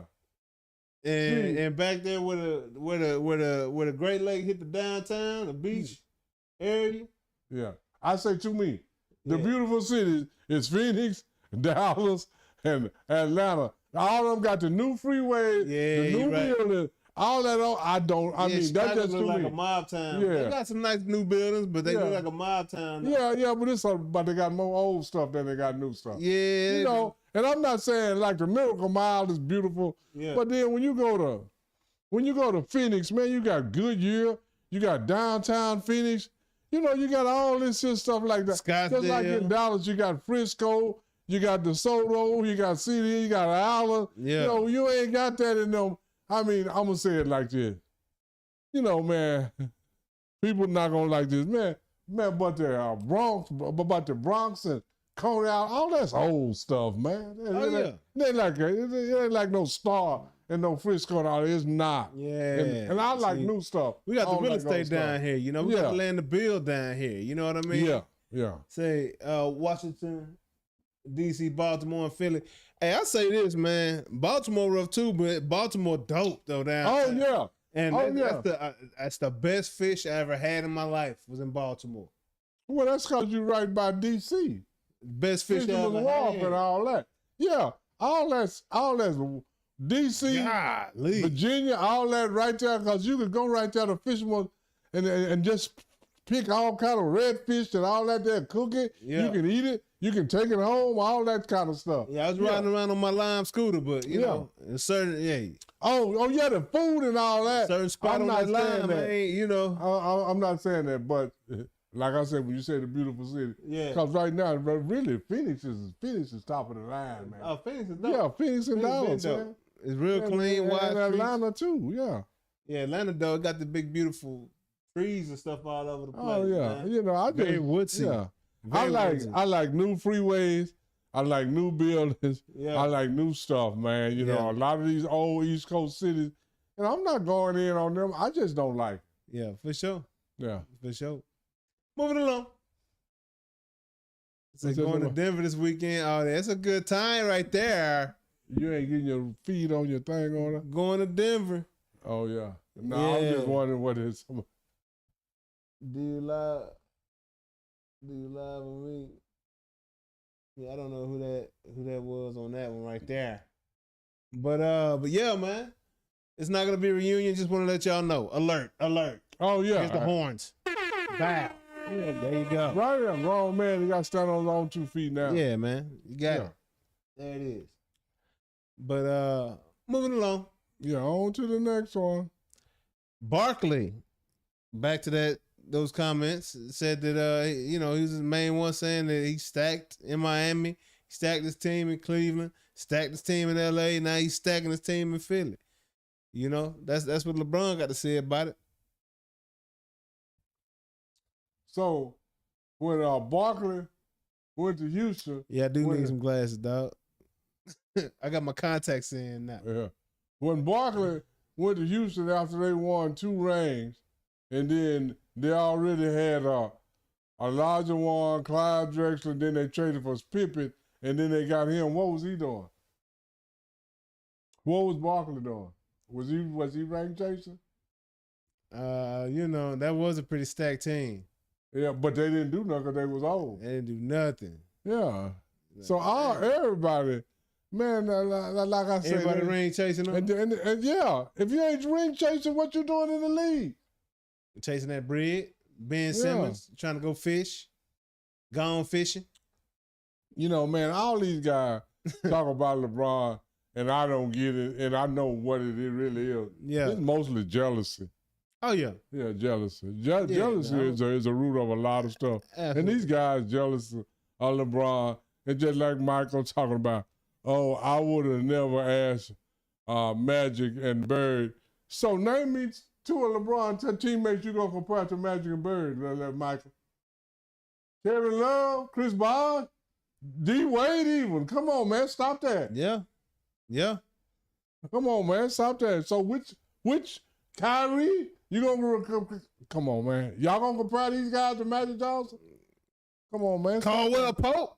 I don't know. I don't know what you're talking about. And every team that has won has been stacked. Yeah. Including Jordan team, has been stacked because last time I checked, 2 of Jordan teammates was on the 50 greatest with him. Scottie Pippen and Dennis Rodman. They was on the 50 greatest with him. Dennis was on the 50 ride for what, 3 of them years? Yeah, 3. Harris, Grant, and all that. Horace Grant. They weren't for the greatest. John Paxson, Greg Hodges. Not for the greatest. All of them was on the rise for the other ones. Not for the greatest though. No, they ain't no 50 greatest, but they at least won the 3-point shooting contest. Name me some stuff that LeBron teammates have won. Kyrie won one time. Michael had 3 teammates won the 3-point shooting contest, and then when he got in it, you know, go Google the worst 3-point shooting contest ever. You know who it was, right? Mike shouldn't have done that. Mike shouldn't have done that. 5 makes and 25 misses. Stop that, man. 5 makes and 25 misses. Put that on his resume. Hey, we're gonna talk about that. Talk about that. No, they ain't gonna talk about nothing negative about Mike because they want to lie. Let's not talk about that. Let's not talk about that. No, they ain't gonna talk about that right there. But all you gotta do is Google the worst 3-point shooting performance in 3-point shooting contest. Michael Jordan come up. Man, that's horrible. Yeah, Kyrie is cold. I don't know. I don't like Kyrie like that. I don't know. But Kyrie Kyrie cold. So what has Kyrie coldness got him? 1 championship with LeBron and nothing else. So, you know. LeBron got a championship with Kyrie that year. Huh? LeBron got a championship with Kyrie that year. Jay, you don't know nothing about sports if you think that bullshit. I'm going to tell you right to your face. Hey, if Kyrie wouldn't have hit that shot. You talking about 1 shot, but you talking about a man that led in all 5 statistics. He was the leading scorer, he was the leading rebounder, leading in assists, leading in block shots, and leading in steals. And you talking about 1 damn shot Kyrie hit. Come on, man. Y'all stop that. Y'all stop that. So let's talk about the 1 shot that Steve Kerr hit for Michael that saved his career. We don't want to talk about that. Hey, that shot Ray Allen hit saved LeBron's career. And the shot Steve Kerr hit saved Michael's career. And the shot John Paxson hit. Because you heard Phil Jackson say, Michael open. Steve open. Pass it to him. Yeah. Steve hit the shot. Michael open. John Paxson open. Pass it to him, he hit the shot. Absolutely. So let's not talk about who hit the shot to save people. The whole team, he could have named 3 or 4 people open. The way they used to convert. But they weren't going to hit the shot, though. Yeah, you're right. But when he passed it to them, they hit the shot. They hit the shot. So that saved his career, too. So let's talk about that. Hey, KCP, that year with them Lakers, he hit the shot, huh? Stop. Don't start that shit. Don't start that shit. Nah. KCP is a good signing for the 76ers. Oh, yeah, he was a good solid contributor. Yeah, man. Alex Caruso. Caruso in Philly now? No, I'm just saying. Oh, okay. That during that year in 2020, both of them played a pivotal role. Absolutely. They played their role. And again, he played another pivotal role in Denver. Yeah. But in Denver, he was also playing with Joker and Murray, right? Absolutely. And he played a great role in that he hit team. his shots like he was supposed to. Absolutely. But then Murray was getting 30 and he was getting, when we need you to get your 12, we need you to hit your shot. Absolutely. But see, this is the thing. He played some good perimeter defense too. But see, when LeBron was in Miami, when we need you to get your 12, Mario Chalmers, you didn't do it. Yep. Nope. You didn't do it. Bosh, you didn't do it neither. Kevin Love, you didn't do it neither. So let's quit talking about stack. Your team can be stacked all they want to, but if they don't perform, you ain't stacked. Yeah. It's only stacked when you perform. Absolutely. Absolutely. Yeah. And because all the Boston guys on the stacked teams, they perform. Yeah, all of the Lakers stacked team, they perform. All the Michael stacked team, they perform. Dennis got all the damn rebound. Yeah. Every time. He don't kick his legs. Yeah, go listen to Sean Kemp when he say, it wasn't Michael. He said, man, every time they need a tip in, rebound, dive, Dennis did it. That's what Sean Kemp say. Yeah. Dennis did. Making them hustle plays that add up, boy. Yeah. And getting them boards. My bad. But moving on to the next one. What'd you say, Chip? Washington Bullets are widely considered the worst team to win the NBA championship. What Washington Bullets? He said, I don't know which Washington Bullets. You talking about Elvin Hayes and Wes Unseld? I don't know. No, I disagree with that one. Worst team ever. No, I disagree with that. Because Elvin Hayes, ain't nothing worse about Elvin Hayes. I'm saying it like that. It ain't You can go. Hey, what's good over here? What's good, y'all? Yeah. Welcome to Noonish, man. I mean, I don't know what because that's on the Washington Bullets team that done won the championship with Evan Hayes and them. You know, you gotta. There's no slouch. From what I understand. No, you gotta know your history because who swung the pendulum to Washington Bullets? It wasn't even Evan Hayes or Wes Hustle. It was Bobby Dandridge. He said 77, 78. Is that the same team? Bobby Dandridge. No, that ain't the worst team ever. I don't know who said that. Yeah. Well, really, into it. Really, if you really want to really be truthful, and I'm glad New York win it, but the New York Knicks that just won the championship, that's one of the who they got. Who they got? Brunson. OG? Come on. You gonna say OG better than Evan Hayes? Come on. You gonna say what's called that cat? That big cat ain't better than no Jordan Clarkson. That's what I'm saying. I'm not being ugly, but this is one of the rosters that Schmermer. I'm gonna tell you like this: if the Washington was the worst, these went just behind Washington. I'm gonna say it because these is the worst now. But they ain't got no hell of a roster, man. Yeah, it wasn't no big roster over there, man. No, Jaylen Brunson. That was deep though. They had Jose Alvarado coming off the bench, hustling like JJ Barrell. So you gonna put Jose Alvarado? I put him in the same league with JJ Barrell. Yeah, I'm gonna say that I ain't trying to be ugly. Yeah, but the Mavericks, besides JJ Barrell, they had Tyson Chandler, Jason Kidd, and the Dirk Nowitzki. They Jet Terry. Now what New York got? They got Jalen Brunson, man. Yeah, that's it. Jalen Brunson did the unthinkable to me. Yeah, especially for a dude ain't no more than 6'1", 6'2", because he did Jalen Brunson. I mean, this roster barely better than the one Allen Iverson took against the Lakers. Yeah, I mean, I'm just talking about basketball skill, because none of these dudes ain't finna be no all-time greats. OG gonna be good, but he ain't finna be no all-time great. Carl Anthony show ain't finna be no all-time great. They already traded Robinson. Yeah. So I don't know Josh Hart and what's the other guy that played with him at Villanova? These guys This is one of the to me, roster. I ain't talking about the individual. This is one of the weaker rosters ever won the NBA championship, man. I can't think of that guy's last name. Start with a B though. What for? The other guy that played at Villanova with him?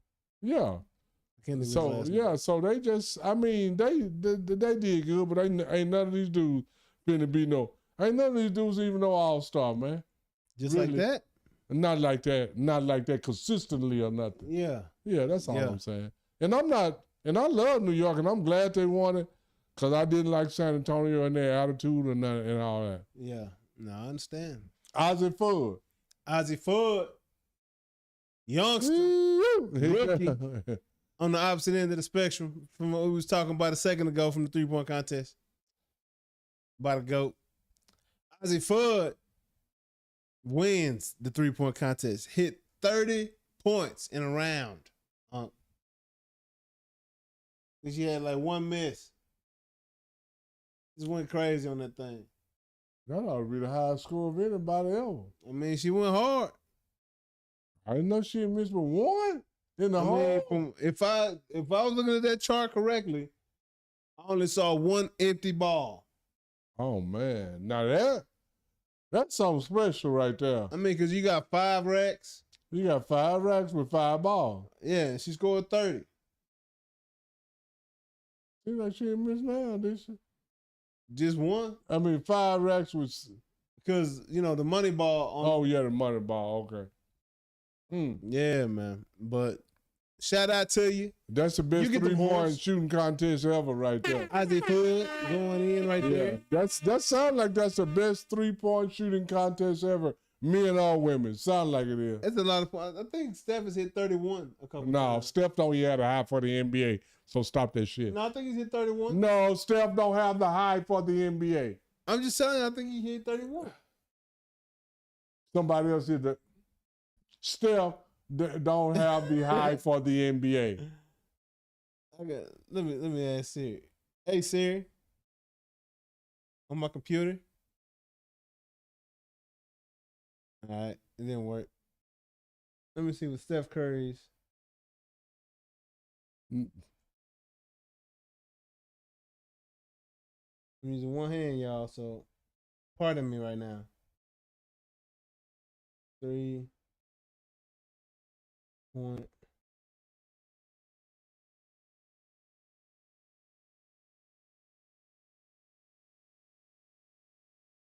Contest. All right. JA is trying to find Steph don't have a high. No, it's 28. He hit 29 in the WNBA versus NBA showdown. He hit 28 in the All-Star game.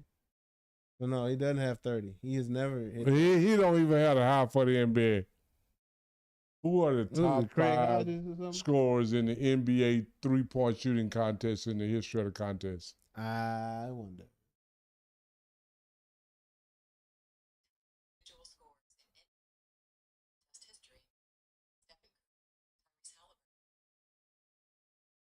Three of them got it. But what? Oh, it's in the first round. What? They don't say what. How many points? They don't say 30 points.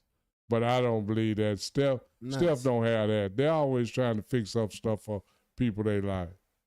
Yeah, well, it could just be wrong. Who has hit the most 3-point shots in the 3-point contest in the NBA history?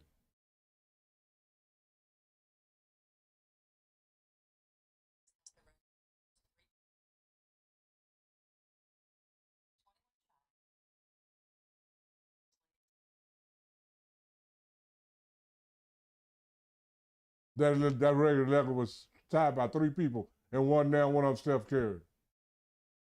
21 and 25. Yeah, it's Craig Hodges, and then 3 people tied it. Now one of them was Steph Curry. I wonder how many. That's why I don't understand how he the best shooter when he don't have the best of nothing in 3-point. That's all I'm saying. He's pretty solid though. Solid and best is 2 different things. Yeah. But anyway, he ain't the 3-point all the time. He ain't career. He ain't in the game. He all that. He don't have none of that. With the WNBA trade deadline coming up, they're supposed to make some bold moves. What do you think they would do? I'm gonna tell you what I think. Very much nothing at all. It ain't nothing but. I ain't saying what they should do. What they will do? You think? It ain't but 2 or 3 people that you can move that even make a splash. Who else is it? Would you move into either one of them? Enrique, Paige? It's probably going to be Enrique. I think it's going to be Enrique as well, unfortunately. Yeah, because they're going toward the young, whatever. And now they just don't treat her right. Like she wasn't. I don't think she was in the All-Star game, was she? I don't think so. No. Yeah, man. Well, because right now they leaning toward Ozzy Ford and Paige Becker. For sure. For sure. The roommates. Yeah, so we're gonna see how that. Yeah, we're gonna see how that work out for them. Yeah, man. But I know what they got going on right now is working. Who is that saying something? That ain't Trip. Yeah, that's Trip. Oh, is it? Trip. Let me see. Yeah, I see it now. Trip to go. You see what Trip talking about? Slide to the left. Bam. Up, wrong one. Bam.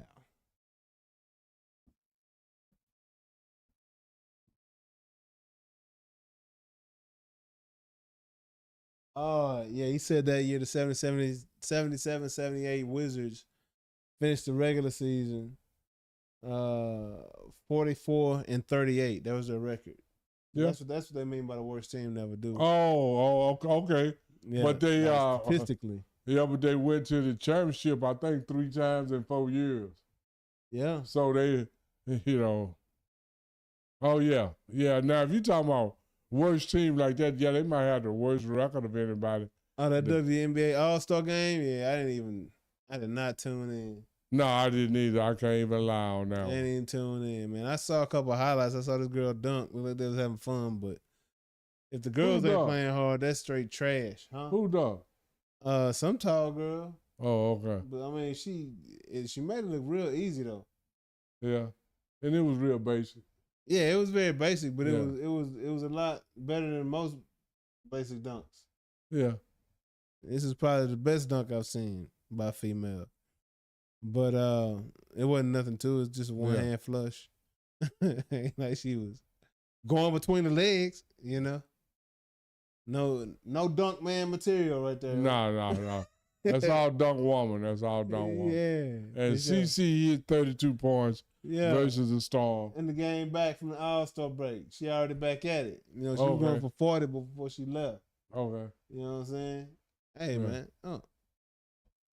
I mean, what you want me to say? She had 32 points. She cold. Yeah. She cold. And you know she's doing more than that. It's a win. Indiana Fever hot right now. Yeah, Indiana Fever hot. But this is all thing. I don't care. Greatness going to always be dictated by winning, man. Yeah, for sure. You know. That's it at the end of the day. And you can be good as you want to, but if Will Chamberlain ain't the greatest basketball player, I don't give a damn about everybody else. Yeah. I'm just going to be honest. And you know, when they say Will, talk about great. he led the league in scoring 7 times and rebounding 11, and he ain't to get the hell out of there. Yeah, that's crazy. What is called? Yeah. What was called? But on to the next. Yeah, that Major League Baseball. Yes, sir. Them Texas Rangers, them sticks is hot right now. You know, since June 1st, they've had the hottest bats as far as batting average and OPS in the league. They've been number one in both of them since June 1st. Yeah. And the wins are piling up. And these boys are off to the races, and they heating up at the right time, you know? Yeah. So, shout out to them Rangers. Ain't been talking too much baseball because it ain't recently been talking about no baseball around here for a while. Yeah, because it ain't. Baseball, though, baseball just now starting to get interested. Yeah. It's getting close to August. Oh, yeah. All these other months, it don't really mean a lot. Man. Yeah, that's a fact. Unfortunately. Yeah. It's just a long season, man. A very long season. But, yeah, it's fun. I'm enjoying it for sure. Hall of Fame induction is coming back up. We talked about this on another episode, but the actual induction is coming up. We got Carlos Beltran, Andrew Jones, and Jeff Kent. So? Andrew Jones is, and I like Beltran, but he was pop. You know what I'm saying? And y'all ain't let my boy Barry Bonds get in the Hall of Fame. And he's the greatest to do it. But Beltran, he pop. You know, so I don't understand that. And I ain't hating on Beltran. I love Beltran, but Barry Bonds never pop, you know. Hey. Until they let Pete Rose in. I mean, man. Pete Rose, if Barry Bonds number 1, Pete Rose number 2. Pete Rose they was mad at him for betting on himself. And I don't know who else to bet on if I ain't gonna bet on myself. Man. Shit. That's crazy. You know, he wasn't betting against his team. He wasn't doing nothing to compromise his team. You know, not betting for the other team, nothing like that. This boy was betting on himself, but and it wasn't no steroids. It ain't nothing. He bet on himself to win, and this whole thing. They just using Pete Rose as an example because they know it. Man, if people are naive enough to think Pete Rose the only one betting on baseball games, man. You dumb as hell, I'm gonna say. Absolutely, like man. It ain't right. You ain't right in the head if you think that's the case. If you think that's the case, but yeah, man. And Jeff Kent, come on, man. That's like Barry Bonds is like nemesis on his own team. They almost fought in the dugout during the game, just going back and forth with each other, man. And he had a decent career, but I don't think it was no Hall of Fame. It ain't even in the same category as Barry Bonds, and I'm gonna say it like this: if you thought Barry Bonds was on the HGH, you would have found out if they wouldn't have got between him and Jeff Kent. Absolutely, man. Let me say it like that. Absolutely, you thought his head got big then. Hey, wait till it would have finished with Jeff Kent. Yeah, man. Yeah, man. That's all I'm saying. And I can't believe he's not in. I can't believe Roger Clemens is not in it. That's just. And I can't believe Pete Rose ain't in. And Pete Rose, of course. You know, it's unfortunate. It's crazy. You know, it's a Hall of Fame, not the Hall of Ethics. You know, it's the Hall of Fame. It's what you did on the field. That's it. Nothing else. That's it. That's what we should. Because if it was a Hall of Ethics, There's a whole lot of them jokers will come up Oh out of my there. gosh. Yeah. Whole bunch of them will be up out of there. Social media done dumb these boys' lives down. You know? Absolutely. It's a good thing for them though. Yeah. But that's what's taking place. But I'm not a fan of this, man, at all. But, you know, I love Andrew Jones, Beltran. He was cold too. But Jeff Kent, man, like that's a slight of Barry Bonds. That's how it feels to me. Yeah. But moving along. On to the next one. Oh, your boy, Micah Parsons is on the PUP list to start the season for the Green Bay Packers. Does PUP mean what I think it means? Physically unable to perform. Absolutely. Absolutely. Are you surprised? Yeah, no. I am actually. Oh, yeah, because it's the first of the year. Yeah. He usually start out, he usually end up on the PUP by the 12th or 13th day. So maybe he could change his fortune. He start out on it, and then maybe now he'll get some sacks in the playoffs. Yeah. Because when he be on that PUP and all that at the end of the year, he ain't about nothing. So I ain't surprised about it. Michael Parsons not being able to perform, I'm not surprised. Because sometimes he was on the field and still was unable to perform. Yeah. Especially against Trent Williams. Or against Philly. He was unable to perform, but he was on the field. So I'd rather for you to be on the sidelines unable to perform than on the field and physically unable to perform. Absolutely. That's just me.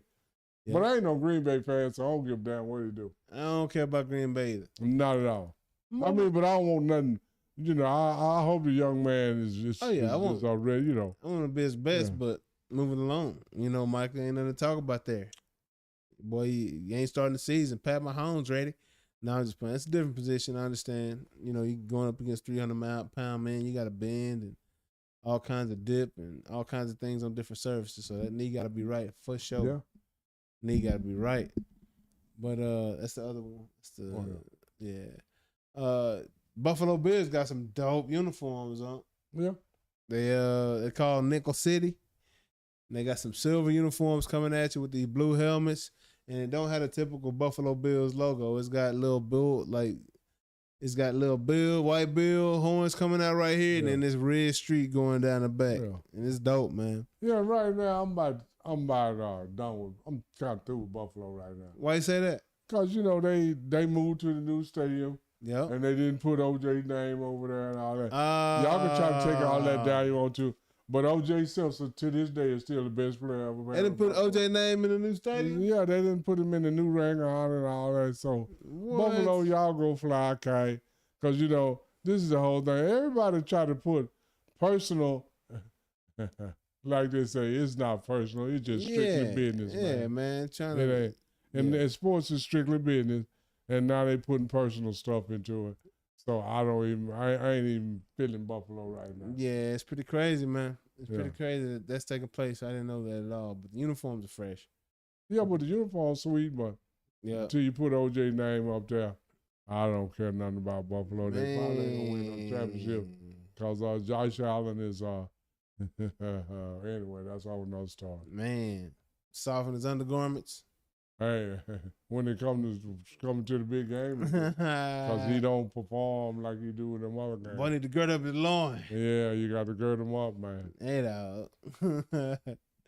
dog. So moving along. I think we at the end of the show. Well, we got IMO. We already done IMO. Yeah, we all the way down to IMO. We already done. They got there quick, boy. Yeah, we talked to him quick. We just didn't talk to him slick. Never do that. Never ever talk to you slick.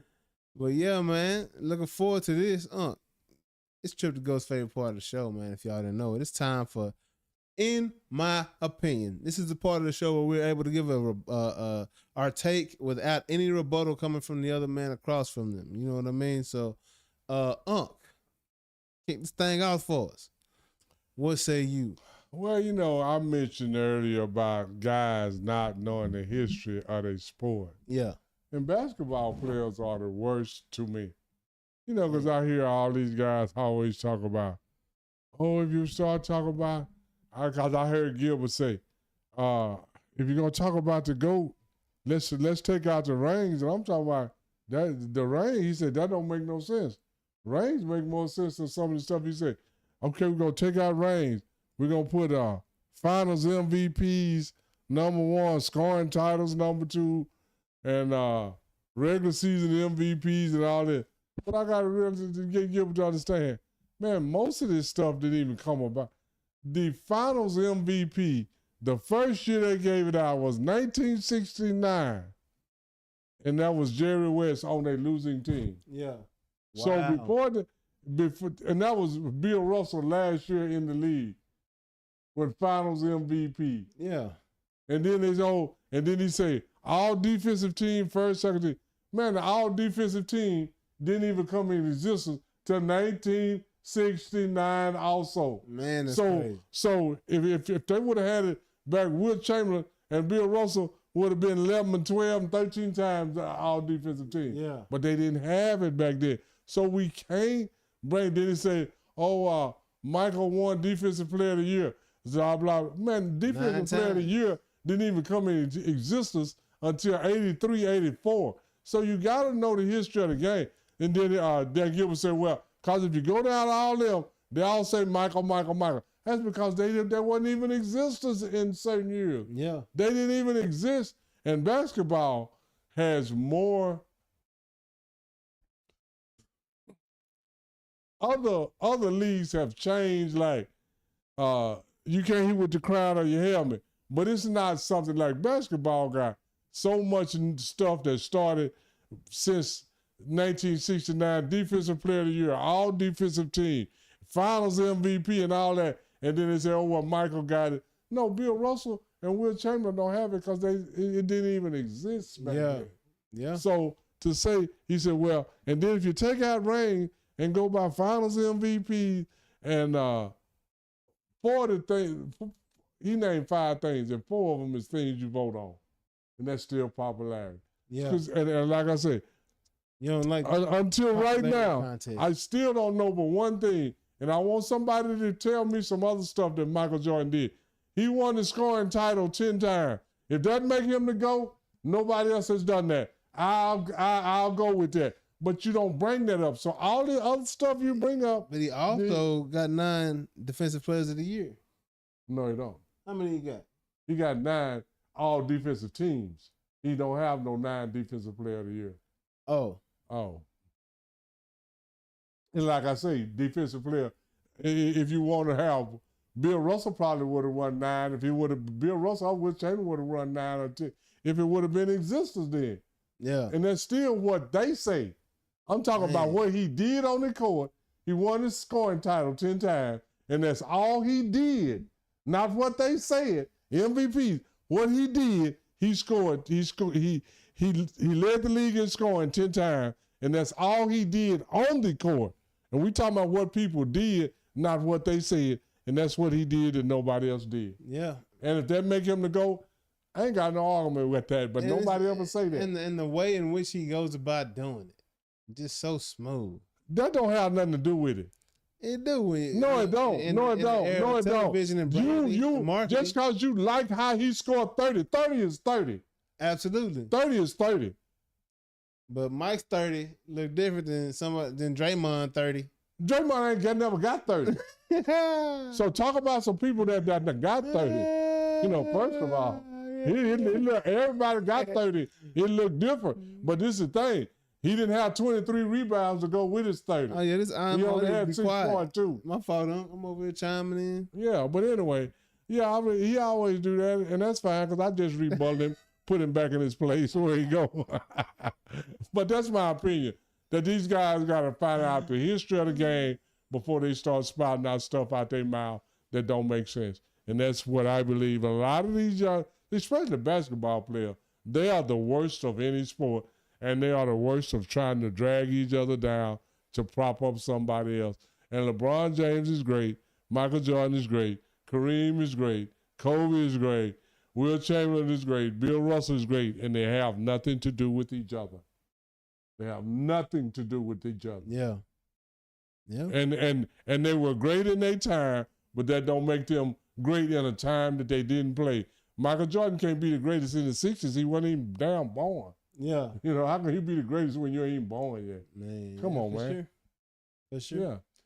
For sure. So that's all. Learn your history of your game, and then maybe y'all will do better with what come out your mouth. Know your game and come with a better argument. Know your game and state your claim. And state your claim. Know your game and state your claim. You heard the game. And that's my opinion, and I'm not gonna do JA like he did me. But anyway, go ahead, JA. My fault, Unc. No, it's all good. Cause like I said, I forgot. I forgot. Yeah. Yeah, but I reminded you that I'm the sports guru, and you still. Yes, sir. Yes, sir. Well, y'all know what my opinion's about right now, man. Like, I gotta spell it out for you? Another Hall of Fame with no Barry Bonds. Don't make no sense, man. Like, what kind of idea is this? The guys that did it better than anybody, let's keep them out. Doesn't make sense. Your offensive two most important stats for the most part, hits and home runs. And both of the Kings are not in the Hall of Fame. Pete Rose and Barry Bonds. But this is about Barry Bonds. Barry Bonds, man, electrified the game, man, by himself in those runs. Now, he had Sammy Sosa and Mark McGwire in the chases with him and things like that, but at the end of the day, it's only one man that hit 75 home run in a season. You know what I'm saying? And boy, Barry Bonds is the truth, man. Absolute truth. He was an all-star and Hall of Famer before he even went on his home run streak. Before the whole steroid situation. He was already that dude, man. Multiple MVPs. Multiple all-star appearances. The guy is great and been great for a long time, man. And so for y'all to continue to treat him this way, you put Jeff Kent in the Hall of Fame and leave Barry Bonds out. Y'all just trying to stick it to him at this point, man. Stevie wanted to know Barry Bonds was a better baseball player than Jeff Kent. Stevie Wonder could see that. You know what I'm saying? Like, this is insane to me. But people, if you give them a chance, people will let you down every time. Barry Bonds, I hope you get out of there and get in that Hall of Fame, man, because you're the greatest. And I looked up to you as a young American playing baseball and needing some people to look like me on TV. Barry Bonds was my guy, you know. Ken Griffey was around, Bo Jack was still around. Barry Bonds was my guy, man. So I don't know why y'all doing this to the man. Is all I gotta say. Barry Bonds belongs in the Hall of Fame, hands down. First ballot, great career. What's taking so long? And that's my opinion.